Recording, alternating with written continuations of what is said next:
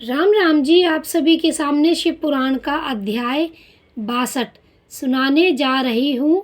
अध्याय का नाम है देवताओं सहित ब्रह्मा का विष्णु लोक में जाकर अपना दुख निवेदन करना।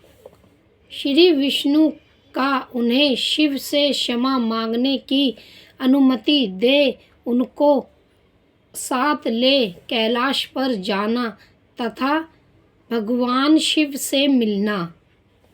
नारद जी ने कहा, विधात महाप्रयाग, आप शिव तत्व का साक्षात्कार करने वाले हैं। अपने आपने यह बड़ी अद्भुत एवं रामणीय शिवलीला सुनाई है। तात वीरभद्र जब दक्ष के यज्ञ का विनाश करके कैलाश पर्वत पर चले गए तब क्या हुआ, यह हमें बताइए। ब्रह्मा जी बोले, नारद, रुद्रदेव के सैनिकों ने जिनके अंग भंग कर दिए थे वह समस्त परजीत देवता और मुनि उस समय मेरे लोक में आए। वहाँ मुझे सर्वभू को नमस्कार करके सब ने बारंबार मेरा सर्वयत्न किया। फिर अपने शिवलोक कैलाश को पूर्ण रूप से सुनाया। उसे सुनकर मैं पुत्र शोक से पीड़ित हो गया और अत्यंत विग्रह हो व्यतीत चिंत से बड़ी चिंता करने लगा। फिर मैंने भक्ति भाव से भगवान विष्णु का सिमरन किया। इससे मुझे सयोचित ज्ञान प्राप्त हुआ। तदनंतर देवताओं और मुनियों के साथ मैं विष्णु लोक में गया और वहाँ भगवान विष्णु को नमस्कार एवं नाना प्रकार के 17 युद्ध द्वारा उनकी स्तुति करके उनसे अपना दुख वृद्धांत किया। मैंने कहा, देव, जिस तरह अभी यज्ञ पूर्ण हो, यजमान जीवित हो और समस्त देवता तथा मुनि सुखी हो जाए वैसा उपाय कीजिए। देव रामानाथ, देव सुख नायक विष्णु, हम देवता और मुनि निश्चय ही आपकी शरण में आए हैं। मुझे ब्रह्मा की यह बात सुनकर भगवान लक्ष्मीपति विष्णु, जिनका मन सदा शिव में लगा रहता है और जिनके हृदय में कभी दीनता नहीं आती, शिव का सिमरण करके इस प्रकार बोले। श्री विष्णु ने कहा, देवताओं, परम समर्थ तेजस्वी पुरुष से कोई अपराध बन जाए तो भी उसके बदले में आराध्य करने वाले मनुष्य के लिए वह अपराध मंगलकारी नहीं हो सकता। विधात समस्त देवता परमेश्वर शिव के अपराधी है, क्योंकि उन्होंने भगवान शंभु को यज्ञ का भाग नहीं दिया। अब तुम सब लोग शुद्ध हृदय से शीघ्र ही प्रसन्न होने वाले उन भगवान शिव के पैर पकड़कर उन्हें प्रसन्न करो, उनसे क्षमा मांगो। जिन भगवान के कुपित होने पर यह सारा जगत नष्ट हो जाता है तथा जिनके शरण से लोकपाल सहित यज्ञ का जीवन शीघ्र हो समाप्त हो जाता है, वह भगवान महादेव इस समय अपनी प्रणवावलंबा सती से विक्षुब्ध हो गए हैं। यथा अत्यंत दुरात्मा दक्ष ने अपने दुराचारी रूपी बाणों से उनके हृदय को पहले से ही घायल कर दिया है, अतः तुम लोग शीघ्र ही जाकर उनसे अपने अपराधों के लिए क्षमा मांगो। विधे, उन्हें शांत करने का केवल यही सबसे बड़ा उपाय है। मैं समझता हूँ ऐसा करने से भगवान शंकर को संतोष होगा। यह मैंने सच्ची बात कही है। ब्राह्मण, मैं भी तुम सब लोगों के साथ शिव के विनाश स्थान पर चलूँगा और उनसे क्षमा मांगूंगा। देवता, यदि सहित मुझे ब्राह्मणों को इस प्रकार आदेश देकर श्रीहरि ने देवगणों के साथ कैलाश पर्वत पर जाने का विचार किया।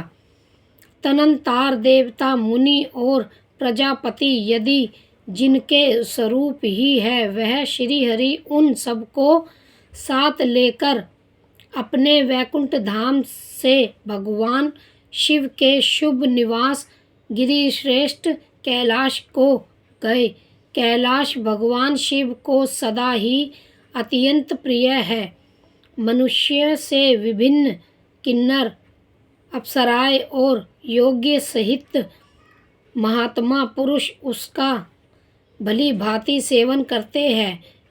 यथा वह पर्वत बहुत ही ऊंचा है, उसके निकट रुद्रदेव के मित्र कुबेर की अलका नामक महादिव्य एवं रमणीय पुरी है, जिसे सब देवताओं ने देखा। उस पुरी के पास ही सर्वगंधिक वन भी देवताओं की दृष्टि में आया, जो सब प्रकार के वृक्षों से हरा भरा एवं दिव्य था। उसके भीतर सर्वत्र सुगंध फैलाने वाले सुगंधित नामक कमल खिले हुए थे। उसके बाहरी भाग में नंदा और अलकनंदा, यह दो अत्यंत पावन दिव्य सरिताएं बहती है, जो दर्शन मात्र से प्राणियों के पाप हर लेती है। यज्ञराज कुबेर की अलकपुरी और सर्वाधिक वन को पीछे छोड़कर आगे बढ़ते हुए देवताओं ने थोड़ी सी दूर पर शंकर जी के वट वृक्ष को देखा। उसने उनके चारों ओर अपनी अविचलित छाया फैला रखी थी। वह वृक्ष 100 योजन ऊंचा था और उसकी शाखाएं 75 योजनक फैली हुई थी। उस पर कोई घोंसला नहीं था और ग्राम का ताप तो उससे सदा दूर ही रहता था। बड़े पुण्यात्मा पुरुषों को ही उसका दर्शन हो सकता है। वह परम रमणीय और अत्यंत पावन है। वह दिव्य वृक्ष भगवान शंभु का योग्य स्थान है, योगियों के द्वारा सेव्य और परम उत्तम है। मुत्यक्षु के अक्षयभूत उस महायोग्यमय वट वृक्ष के नीचे विष्णु आदि सब देवताओं ने भगवान शंकर को विराजमान देखा।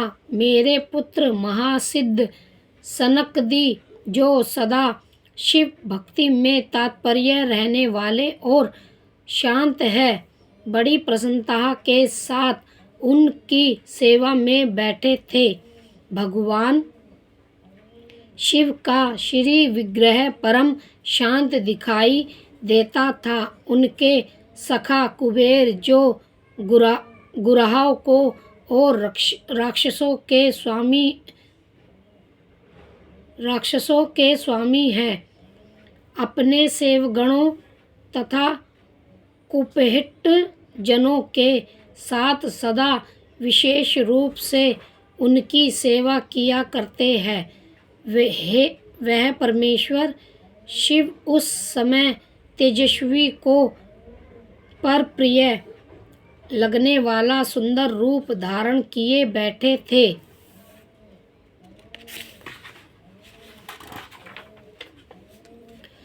भस्म आदि से उनके अंगों की बड़ी शोभा हो रही थी।